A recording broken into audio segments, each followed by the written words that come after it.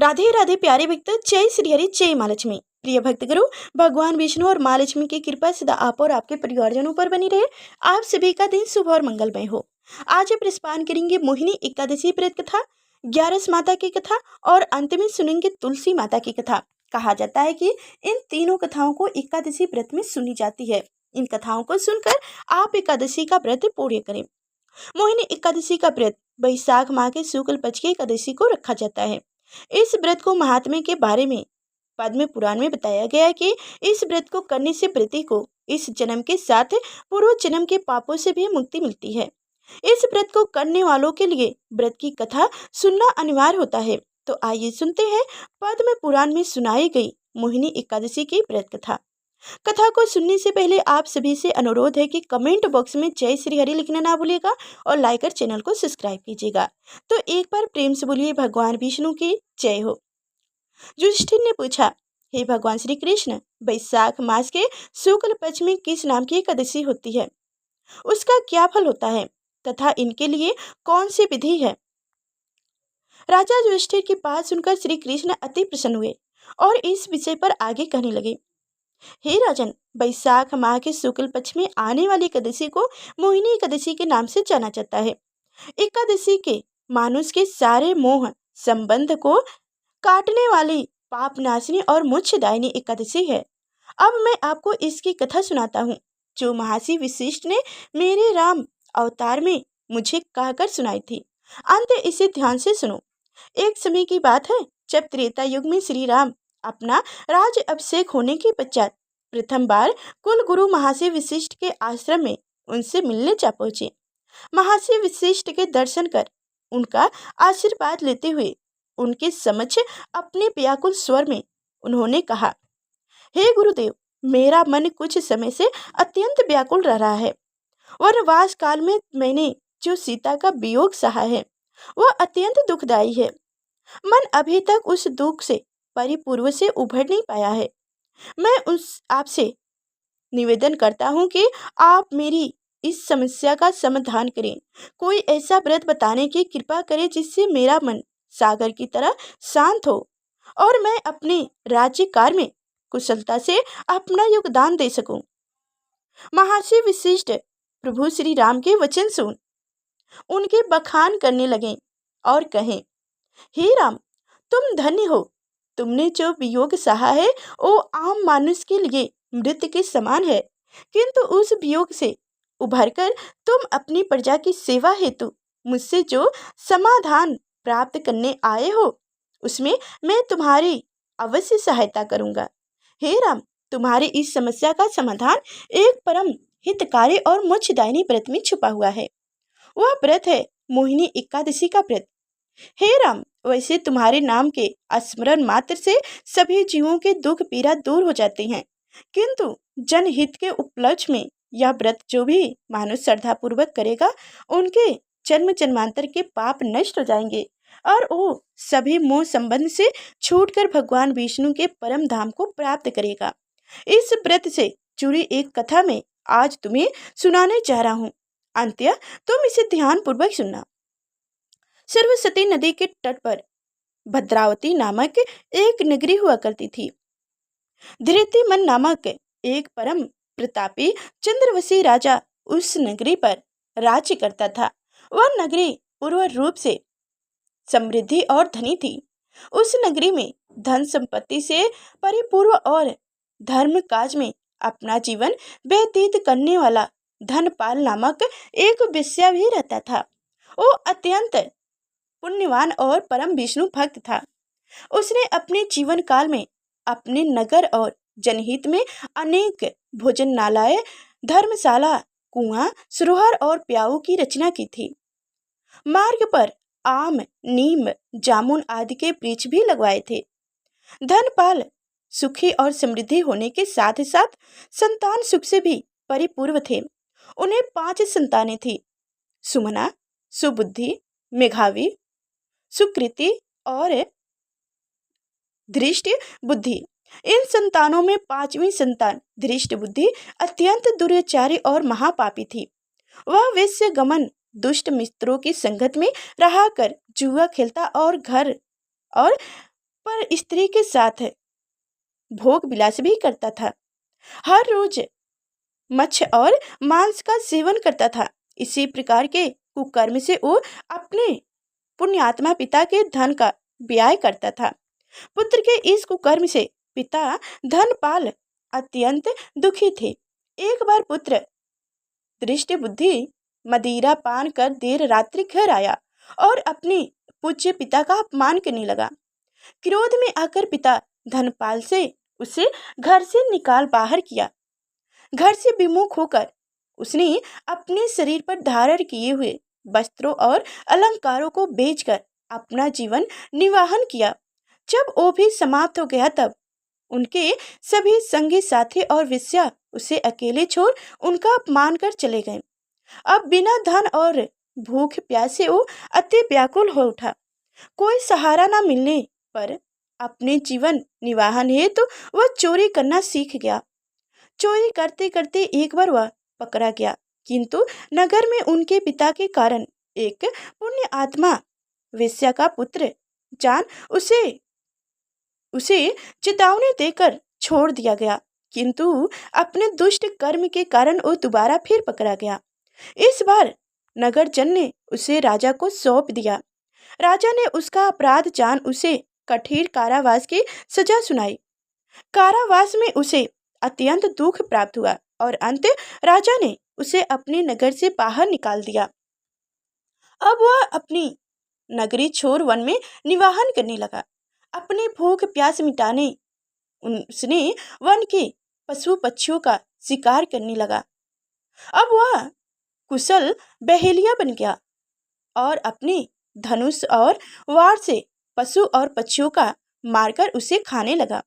एक दिन वह भूख प्यास से विशुद्ध होकर पक्षियों की तलाश में घूमता हुआ कोंडन ऋषि के आश्रम जा पहुंचा। उस समय बैसाख माह के चलते ऋषि गंगा स्नान करके वापस अपने आश्रम में आ ही रहे थे। रास्ते में ऋषि के भीगे वस्त्र के छींटे दृष्टि बुद्धि पर गिरी और गंगा जल के प्रभाव से उसे सुबुद्धि प्राप्त हुई। वह उसी क्षण कोंडन ऋषि के आश्रम जा पहुंचा, उनके श्री चरणों में गिर गया और कहने लगा, हे मुनिश्रेष्ठ, मैंने अपने जीवन काल में अत्यधिक पाप कर्म किए हुए हैं और इनके फल स्वरूप आज मेरी यह दशा है। मेरे पास ना ही धन है और ना ही पर्याप्त अन्न है। इस अवस्था में मेरा जीवन निर्वाहन करना कठिन हो गया है। इन सभी दुखों के निवारण हेतु क्या आप मुझे कोई उपाय बता सकते हैं जिसमें धन की आवश्यकता न हो और मैं अपने पाप कर्मों का प्रायश्चित कर सकूं? ऋषि ने दीन स्वर सुन अपने उच्च स्वर में कहे, हे मनुष्य, मैं जानता हूँ तुमने अपनी क्षय बुद्धि के कारण बहुत पाप कर्म किए हो और उनके फल स्वरूप आज तुम्हारी यह दशा है। अंत इस दशा के निवारण हेतु तुम्हारे भगवान विष्णु के अति प्रिय एकादशी तिथि का व्रत रखा जाएगा और बैसाख माह के शुक्ल पक्ष में आने वाली मोहिनी एकादशी तुम्हारे पाप कर्म से तुम्हें मुक्ति दिलाने हेतु अति उत्तम तिथि है। इस एकादशी का व्रत करने से मानुष के मेरु पर्वत समान पाप भी क्षण भर में नष्ट हो जाते हैं और मानुष को सद्गति प्राप्त होती है। ऋषि कुंडन के वचन सुन दुष्ट बुद्धि अत्यंत प्रसन्न हुआ और बिना विलंब किए आने वाली मोहिनी एकादशी पर व्रत रखकर पूरी विधि विधान से भगवान श्री हरि की पूजा अर्चना की और द्वादशी के दिन सूर्योदय के बाद भगवान श्री हरि की आराधना करते हुए उस व्रत का समापन किया। हे राम, इस व्रत की पूर्ति से उनके सारे पाप नष्ट हो गए और उनके अंतिम समय में वह गरुड़ पर बैठकर विष्णु लोक को गए। संसार में इस व्रत को करने से मोह के सारे बंधन छूट जाते हैं। संसार में इस व्रत के अतिरिक्त और कोई व्रत सर्वश्रेष्ठ नहीं है। इस व्रत के महात्म्य को पढ़ना या सुनने मात्र से 1000 गौदान का पुण्य फल प्राप्त होता है। जय भगवान विष्णु। तो आप सुनेंगे मोहिनी रूप की कथा। पुरानी कथा के अनुसार एक समय भगवान विष्णु और देवताओं के बीच महासागर मंथन चल रहा था। मंथन से अमृत निकलने के बाद देवताओं और असुरों के बीच अमृत को लेकर विवाद हो गया। देवताओं को डर था कि यदि असुरों को अमृत मिल गया तो वह अमर हो जाएंगे और देवताओं पर विजय प्राप्त कर लेंगे। इस समस्या का समाधान खोजने के लिए भगवान विष्णु ने मोहिनी रूप धारण किया। मोहिनी रूप में भगवान विष्णु इतने सुंदर थे कि सभी असुर मोहिनी को मोहित हो गए। मोहिनी ने असुरों से अमृत का घड़ा छीन लिया और देवताओं को दे दिया। इस प्रकार भगवान विष्णु ने मोहिनी रूप धारण करके देवताओं को अमृत पिलाया और उनकी रक्षा की। जय भगवान विष्णु। तो अब सुनेंगे ग्यारस माता की कथा। एक बार एक राज्य में एक राजा रहा करता था। राजा बहुत ही बुद्धिमानी और बलशाली था। राजा सदैव अपनी प्रजा को बहुत अच्छे से ध्यान रखता था। प्रजा भी अपने राजा को बहुत पसंद किया करती थी। राजा की 2 बेटियां थीं। राजा अपनी दोनों बेटियों से बहुत प्रेम करता था। राजा की छोटी बेटी देखने में बहुत सुंदर और आकर्षित थी और राजा की बड़ी बेटी छोटी बेटी के मुताबिक थोड़ा कम सुंदर थी। राजा की छोटी बेटी ग्यारस माता की पूजा किया करती थी और सभी लोग राजा की छोटी बेटी से बहुत प्रेम करते थे और बहुत पसंद भी किया करते थे। राजा भी अपनी छोटी बेटी को बहुत बड़ी बेटी से अधिक प्रेम करता था, जिस कारण राजा की बड़ी बेटी को अपनी छोटी बहन से बहुत नफरत होने लगी थी। राजा की दोनों बेटियां जब बड़ी हो गई तब एक पड़ोसी राज्य में रहने वाला राजकुमार राजा की बड़ी बेटी के लिए रिश्ता लेकर आया। लेकिन जैसे ही उस राजकुमार की नजर राजा की छोटी बेटी पर पड़ी तो वह राजकुमार राजा की छोटी बेटी पर आकर्षित हो गया और उससे पहली नजर में प्रेम कर बैठा। उस राजकुमार ने राजा की बड़ी बेटी के साथ विवाह करने से मना कर दिया और उसने राजा से कहा कि मैं आपकी छोटी बेटी से विवाह करना चाहता हूँ। जिसके बाद राजा की बड़ी बेटी यह देखकर अपनी छोटी बहन से बहुत क्रोधित हो गई और राजा की बड़ी बेटी ने अपनी छोटी बहन को अपना सबसे बड़ा दुश्मन मान लिया। राजा की बड़ी बेटी ने अपनी छोटी बहन से बदला लेने का निर्णय लिया, जिसके लिए उसने अपनी छोटी बहन को जान से मारने का प्लान बनाया। राजा की बड़ी बेटी ने अपनी छोटी बहन को मारने के लिए सबसे पहले एक लड्डू में जहर मिलाकर अपनी छोटी बहन को दे दिया और उसको लड्डू खाने के लिए कहा।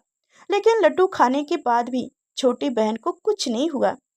बड़ी बहन यह देखकर बहुत आश्चर्यचकित हो गई, लेकिन बड़ी बहन ने हार नहीं मानी और उसने जब रात्र में छोटी बहन अपने कमरे में सो रही थी तब एक मटके में सर्फ रखकर उसे कमरे में छोड़ दिया।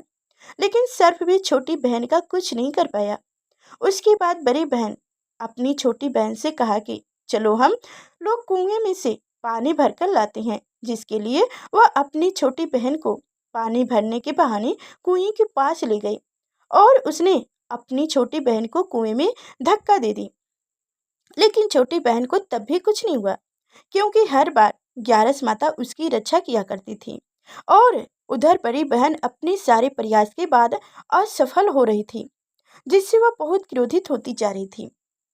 फिर उसने अपनी छोटी बहन के पास जाकर उससे खुद ही पूछा कि मेरी छोटी बहन, तुमको पता है भगवान ने सबकी मौत एक निश्चित समय पर लिखी हुई है और कैसे तुम्हारी मौत होगी, क्या यह तुम जानते हो? तब छोटी बहन ने अपनी बड़ी बहन को बताया कि हाँ, मैं तो जानती हूँ मेरी मृत्यु कैसे होगी। छोटी बहन से यह सुनकर बड़ी बहन मन ही मन बहुत प्रसन्न होने लगी और उसने अपनी छोटी बहन से कहा कि तो मुझे अपनी मृत्यु का राज बताओ। छोटी बहन ने अपनी बड़ी बहन से कहा कि मेरी मृत्यु तो एक तोते में है, जो तोते के गले में एक हार है, उससे मेरी मृत्यु होगी। जब तक कोई भी व्यक्ति तोते को मारकर वह हार अपने गले में पहनेगा तो मैं मूर्छित हो जाऊंगी और जैसे ही उस हार को अपने गले से उतारेगा तो मैं वापस से जीवित हो जाऊंगी। अपनी छोटी बहन की मृत्यु का राज जानकर बड़ी बहन बहुत ही खुश हो गई और उसने अपनी छोटी बहन को कमरे में मारने के लिए उनके पालतू तोते को ढूंढना शुरू कर दिया और छोटी बहन को इस बात का आभास हो गया था कि कोई उसकी जान लेना चाहता है, जिसके लिए वह अपने पिताजी के पास गई और उसने अपने पिताजी से कहा कि पिताजी, मेरी मृत्यु के बाद आप मुझे जलाइएगा मत, बल्कि आप मुझे अपनी पुरानी वाली हवेली में एक पलंग में लिटाकर छोड़ दीजिएगा। अपनी छोटी लड़की की यह बात सुनकर राजा बहुत आश्चर्यचकित हो गए। राजा ने अपनी छोटी बेटी से पूछा, बेटी, तुम यह क्या कह रही हो? तब राजा की छोटी बेटी ने बताया, पिताजी, समय किसी के लिए नहीं रुका है, कब क्या हो जाए किसी को कुछ पता नहीं है। और फिर राजा ने अपनी छोटी बेटी से कहा कि तुम ऐसे बातें क्यों कर रही हो, 2-3 दिन में तो तुम्हारा विवाह है। लेकिन छोटी बेटी ने अपने पिता को ऐसा करने से मजबूर कर दिया और उसने वचन ले लिया। राजा ने भी अपनी छोटी बेटी की बात स्वीकार कर ली और 2-3 दिनों के बाद जब शादी का समय आता तब राजकुमार बारात लेकर राजा के घर आए और राजकुमार और राजा की छोटी बेटी का विवाह शुरू हो गया। जैसे ही राजा की छोटी बेटी राजकुमार के साथ फेरा लेने शुरू करती है तो उसकी बड़ी बहन अपनी छोटी बहन के कमरे में जाकर उनके तोते को पकड़ लेती है और उसको जान से मार देती है। तोते के गले में जो हार था उनको अपने गले में धारण कर लेती है। जैसे ही बड़ी बहन उस हार को अपने गले में धारण करती है तो उधर छोटी बहन 3.5 ही फेरे ले पाती है और वहीं पर बेहोश होकर गिर जाती है। जिसके बाद राजा ने बड़े बड़े दर्द हकीमों को बुलवाया और अपनी छोटी बेटी का इलाज करने को कहा। राजा की बात सुनकर वैद्य ने छोटी बेटी को जब चेक किया तो राजा को बताता है कि आपकी छोटी बेटी ना तो जीवित है और ना ही मरी हुई है। यह मैं ऐसा पहली बार देख रहा हूँ। राजा ने वैद्य और हकीम को यह बात बाहर बताने से मना कर दिया और उनको कहा कि अगर तुमने में से यह बात किसी को बाहर बताई तो हम तुम्हें फांसी दे देंगे। राजा ने अपनी छोटी बेटी को पुरानी महल में ले जाकर एक पलंग में लिटा दिया और वहां पर कुछ सैनिक को तैयार कर दिया। वापस अपने महल पर आ गया। राजा की बड़ी बेटी अपने पिताजी के पास आई और कहने लगी, हे पिताजी, अगर यह शादी संपन्न नहीं हुआ तो आपकी इज्जत का क्या होगा? आप कहे तो मैं आपकी इज्जत बचाने के लिए राजकुमार से शादी करने के लिए तैयार हो जाऊं। जिसके बाद राजा ने अपनी बड़ी बेटी की बात मान ली और राजा ने बड़ी बेटी को छोटी बेटी की कपड़े पहनाकर मंडप में भेज दिया। लेकिन राजकुमार यह जान गए कि यह राजा की छोटी बेटी नहीं है, बल्कि यह राजा की बड़ी बेटी है। लेकिन जब राजकुमार ने शादी करने से मना किया तो सभी लोगों ने राजकुमार को बेबस करके राजा की बड़ी बेटी से बचे हुए फेरों को संपन्न करा दिया और विवाह करा दिया। जिसके बाद राजकुमार राजा की बड़ी बेटी को अपने महल ले गया। राजकुमार राजा की बड़ी बेटी से ना तो बात करता था, ना ही उनको पसंद किया करता था और ना ही उनके आसपास भटकता था। और राजकुमार ने यह फैसला कर लिया था कि वह अपनी प्रेमिका को ढूंढ कर रहेगा और यह जानकर रहेगा कि उनके साथ क्या हुआ है। एक दिन राजकुमार अपने घोड़े पर सवार होकर राजा के पुराने महल के पास पहुंच गया, जहां पर उसने कुछ सैनिकों को देखा। महल के पास पहुंचकर राजकुमार ने जब महल को ध्यान से देखा तो वह समझ गया कि यह तो हमारे ससुर जी का महल है। तब राजकुमार ने सैनिकों से पूछा, तुम लोग यहाँ पर क्या कर रहे हो और इस महल के अंदर उस पलंग में कौन लेटा है? जिसके बाद सैनिकों ने बताया कि यहाँ पर राजा की छोटी बेटी लेटी हुई है। यह सुनकर राजकुमार बहुत प्रसन्न हो गया और वह तुरंत अपनी प्रेमिका के पास पहुंच गया और उसकी सेवा करने लगा। जैसे ही रात हुई तो राजा की छोटी बेटी उठकर खड़ी हो गई। राजकुमार यह देखकर बहुत खुश हो गया और उसने अपनी प्रेमिका से पूछा कि तुम यहाँ क्या कर रही हो? तुम मेरे साथ मेरे घर चलो। राजा की छोटी बेटी ने राजकुमार को सारी बातें बता दी कि मेरी जान एक तोते में बसी थी और मैंने यह बात सिर्फ अपनी बड़ी बहन को बताया था और मुझे पता है कि उसी ने ही मुझे मारने का प्रयास किया है। उनके पास एक हार है जिनको वह सुबह पहन लेती है और रात को उतार देती है। जब तक वह हार को पहले रहती है तब तक मैं मूर्छित रहती हूँ, और जैसे ही वह हार को उतार देती है तो मैं जीवित हो जाती हूँ। और जब तक मेरी बड़ी बहन के पास वह हार है तब तक मैं ऐसे ही जीवित और मूर्छित होती रहूंगी। अगर मेरी बड़ी बहन के पास जो हार है वह मेरे हाथ में लग जाए तो मैं हमेशा के लिए जीवित हो जाऊंगी।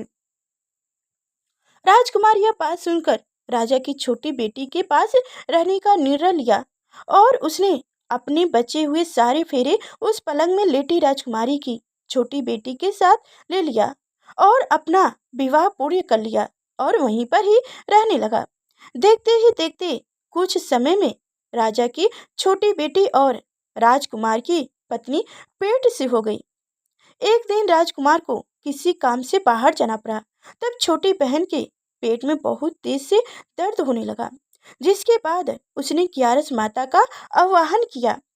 जिसके बाद उसने ग्यारस माता का आवाहन किया उसके बाद वहां पर ग्यारस माता प्रकट हुई और उन्होंने अपनी भक्तों के दर्द को दूर किया और एक पुत्र की प्राप्ति कराई।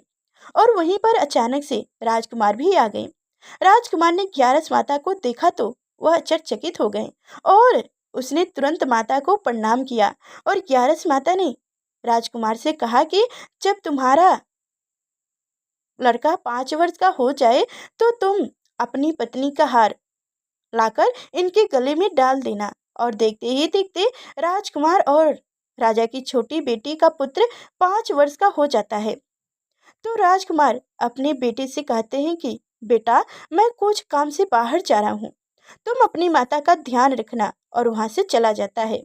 राजा को बाहर निकलता देख बड़ी बहन के सैनिक देख लेते हैं और बड़ी बहन से जाकर सारी बातें बता देती हैं।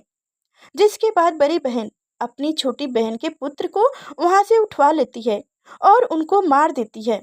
छोटी बेटी के पुत्र को 2 टुकड़े करवा देती है। पहला टुकड़ा चक्की के पास छुपा देती है और दूसरा टुकड़ा अपनी पलंग के नीचे रख लेती है। अब ग्यारस माता भिखारी का रूप लेकर आती हैं।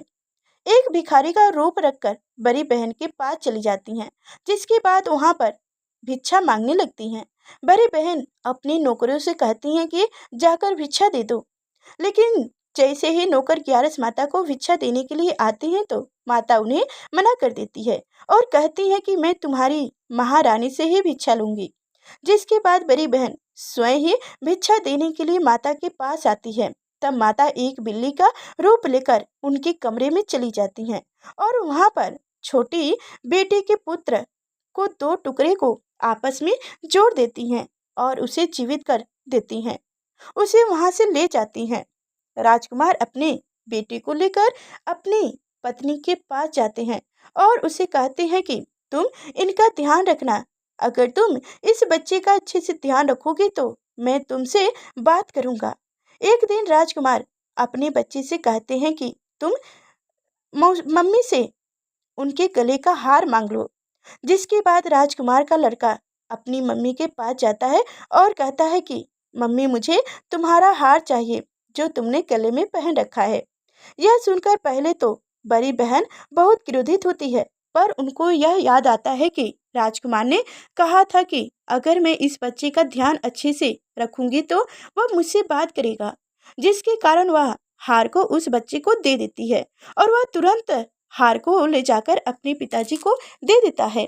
और तभी राजकुमार अपने बेटे को लेकर वहां से जाने लगते हैं और अपनी पत्नी से कहते हैं कि तुम हमारे लिए खाना बनाकर रखना, मैं शाम को आकर तुम्हारे साथ खाऊंगा। और वह अपने बेटे को लेकर वहां से चल जाते हैं। जिसके बाद वह राजा के पास जाते हैं और उनको सारी बातें बता देते हैं। राजा अपनी बड़ी बेटी की यह करतूत सुनकर बहुत क्रोधित होते हैं और अपनी परवरिश पर ही दोष देने लगते हैं और राजकुमार को अपनी छोटी बेटी के साथ रहने के लिए आदेश देते हैं। जय हो ग्यारस माता। जिस तरह से आप राजा की छोटी बेटी के दिन लौटाएं वैसे सभी को दिन लौटाना। कथा कहने सुनने हुकार बनने वाले सभी के बच्चे की दीर्घ आयु रखे, सभी के बुरे कर्मों का फल दे, सभी के अच्छे से दिन रखें। तो अब आप सभी लोग सुनेंगे तुलसी माता की कथा। तुलसी से जुड़ी एक कथा बहुत प्रचलित है। श्रीमद् देवी भागवत पुराण में इनके अवतार की दिव्य लीला कथा भी बताई गई है। एक बार शिव ने अपने तेज को समुद्र में फेंक दिया था। उससे एक महातेजस्वी बालक ने जन्म लिया। यह बालक आगे चलकर जलंधर के नाम से प्राक्रमिक दैत्य राजा बना, जिसकी राजधानी का नाम जलंधर नगरी था। दैत्य राज्य कालनमी कन्या वृंदा का विवाह जलंधर से हुआ। जलंधर महाराक्षस था।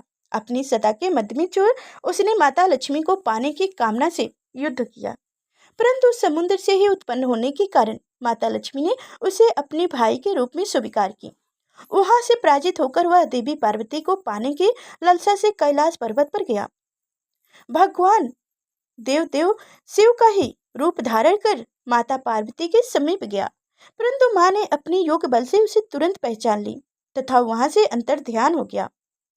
देवी पार्वती ने क्रोध होकर सारा वृत्तांत भगवान विष्णु को सुनाई।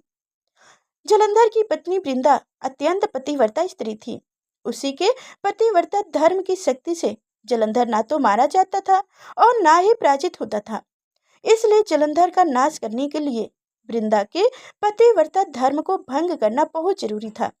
इसी कारण भगवान विष्णु ऋषि का वेश धारण कर वन में जा पहुंचे, जहां वृंदा अकेली भ्रमण कर रही थी। भगवान के साथ दो मायावी राक्षस भी थे, जिन्हें देखकर वृंदा भयभीत हो गई। ऋषि ने वृंदा के सामने पल में दोनों को भस्म कर दी। उनकी शक्ति देखकर वृंदा ने कैलाश पर्वत पर महादेव के साथ युद्ध कर रहे अपने पति जलंधर के बारे में पूछा। ऋषि ने अपनी माया जाल से दो बानर प्रकट किए। एक बानर के हाथ में जलंधर का सिर था तथा दूसरे के हाथ में धड़। अपने पति की यह दशा देखकर वृंदा मूर्छित होकर गिर पड़ी। होश में आने पर उन्होंने ऋषि रूपी भगवान से विनती की कि वह उनके पति को जीवित करे। भगवान ने अपनी माया से पुण्य जलंधर का सिर धड़ से छोड़ दिए, परंतु स्वयं भी वह उसी शरीर में प्रवेश कर गए। वृंदा को इस छल का जरा सा आभास भी नहीं हुआ। जलंधर बने भगवान के साथ वृंदा पतिव्रता का व्यवहार करने लगी, जिससे उनका सतीत्व भंग हो गया। ऐसा होते ही वृंदा का पति जलंधर युद्ध में हार गया। इस सारी लीला का जब वृंदा को पता चला तो उसने क्रोध होकर भगवान विष्णु को शिला होने का श्राप दे दी तथा स्वयं सती हो गई। जहां वृंदा भस्म हुई वहां तुलसी का पौधा उगा। भगवान विष्णु ने वृंदा से कहा, हे वृंदा, तुम अपने सतीत्व के कारण मुझे लक्ष्मी से भी अत्यधिक प्रिय हो गई हो। अब तुम तुलसी के रूप में सदा मेरे साथ रहोगी। जो भी मनुष्य मेरे शालिग्राम रूप के साथ तुलसी का विवाह करेगा, उसे इस लोक और परलोक में विपुल यश की प्राप्ति होगी। तभी से भगवान विष्णु के जो भी पूजा होता है, जो भी उनका भोग लगाया जाता है, उसमें तुलसी दल अवश्य चढ़ाया जाता है। इसीलिए कहा जाता है कि भगवान विष्णु बिना तुलसी दल के प्रसाद को स्वीकार नहीं करते हैं, भोग को स्वीकार नहीं करते हैं। तो जिस घर में तुलसी होती है वहां यम के दूत भी अस में नहीं जा सकते। गंगा एवं नर्मदा के जल में स्नान तथा तुलसी का पूजन बराबर माना जाता है। चाहे मानुष कितना भी पापी क्यों न हो, मृत्यु के समय जिनके प्राण मंजरी रहित तुलसी और गंगा जल मुख में रखकर निगल जाते हैं, वह पापों से मुक्त होकर बैकुंठ धाम को प्राप्त होते हैं। जो मनुष्य तुलसी एवं आंवले की छांव में अपने पितरों का श्रद्धा करते हैं, उनके पितृ मोक्ष को प्राप्त हो जाते हैं। जय श्री हरि, जय हो ग्यारस माता, जय हो तुलसी माता। तो प्यारे भक्तों, आप सभी को हमारी कथाएं कैसी लगी कमेंट बॉक्स में अवश्य बताइएगा और लाइक और चैनल को सब्सक्राइब कीजिएगा। फिर मिलेंगे अगले नेक्स्ट वीडियो में, तब तक के लिए धन्यवाद।